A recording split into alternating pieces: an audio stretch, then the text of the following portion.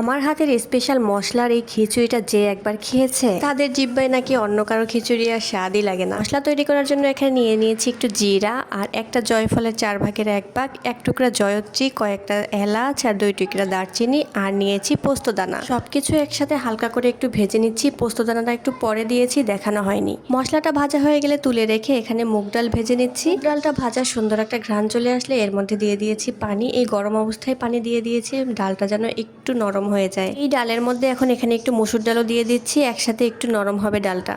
তারপর সেই ভেজে রাখা মশলাটা বেটে নিয়েছি, আর এখানে আছে আদা রসুন বাটা। তার মধ্যে দিয়ে দিয়েছি হলুদের গুঁড়া, মরিচের গুঁড়া পরিমাণ মতো, আর ধনিয়ার গুঁড়া দিয়ে দিয়েছি, লবণ। তারপরে বাটার যে মশলার পানিটা ছিল সেটা দিয়ে এটাকে ভালো করে গুলিয়ে রেখে দিব এক সাইডে। এবার কড়াইয়ের মধ্যে তেল দিয়ে, তেলটা যখন গরম হয়ে গিয়েছে তার মধ্যে দিয়ে দিয়েছি অনেকটা পেঁয়াজ কুচি। পেঁয়াজটা একটু বেরেস্তা করে নিব। আচ্ছা, আমি এই খিচুড়িটা সবসময় সরিষার তেলেই রান্না করি, চাইলে সয়াবিন তেলেও রান্না করা যাবে। বেরেস্তাটা হয়ে গেলে আমি অর্ধেকটা তুলে রেখেছি, আর অর্ধেকটা কড়াইতেই ছিল। আমি একটু সাইড করে এখানে দিয়ে দিয়েছি তেজপাতা, দারচিনি আর কয়েকটা লবঙ্গ দিয়ে তেলের মধ্যে হালকা একটু ভেজে নিয়ে তারপর সেই গোলানো মশলাটা এখানে দিয়ে দিলাম। সাথে মশলার বাটিটা ধুয়ে একটু পানিও দিয়ে দিলাম। এটা এখন বেশি কষানোর কিছু নাই। তারপরে এর মধ্যে দিয়ে দিয়েছি মাংসটা কেটে রেখে ধোয়া ছিল সেটা। গরুর গোশ অনেক বেশি কষানো হয়, যার জন্য মশলা আলাদা করে কষানোর কোনো দরকার হয় না। আমি কখনো মশলা আলাদা করে গরুর মাংসের জন্য কষাই না। এই মাংসের সাথে কষাতে কষাতেই মশলা মাংস সবই কষানো হয়ে যায়। অনেকটা সময় ধরে ভালো মতো কষাতে কষাতে যখন একদম শুকনা শুকনা হয়ে গিয়েছে এর মধ্যে দিয়ে দিয়েছি গরম ফুটন্ত পানি। গোশের ঝোল দেওয়ার সময় বিশেষ করে গরম পানি ব্যবহার করলে সিদ্ধও তাড়াতাড়ি হয়, স্বাদটাও অনেক ভালো হয়।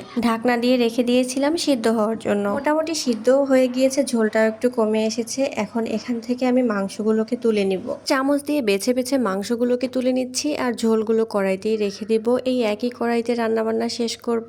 মাংসগুলো তোলা হয়ে গেছে, এখন এর মধ্যে কেটে রাখা গাজর আর আলু একটু ছোট ছোট করে কেটে নিয়েছিলাম, সেগুলোকে দিয়ে দিয়েছি। ডালটা তো আগেই ভিজিয়ে রেখেছিলাম, সিদ্ধ হতে কম সময় লাগে যেন, সেই জন্য চালের সাথে একসাথে হয়ে যায়। গাজর আর আলুটা একটু বেশি সময় লাগবে, তাই গাজর আর আলুটা আগে একটু কষিয়ে নিয়েছি। তারপরে এখানে চাল, ডাল, মটরশুঁটি একসাথে দিয়ে এখন একটু ভেজে নিব। চালটা ভালো করে ভাজা হয়ে গেলে এর মধ্যে এখন দিয়ে দিব একদম ফুটন্ত গরম পানি।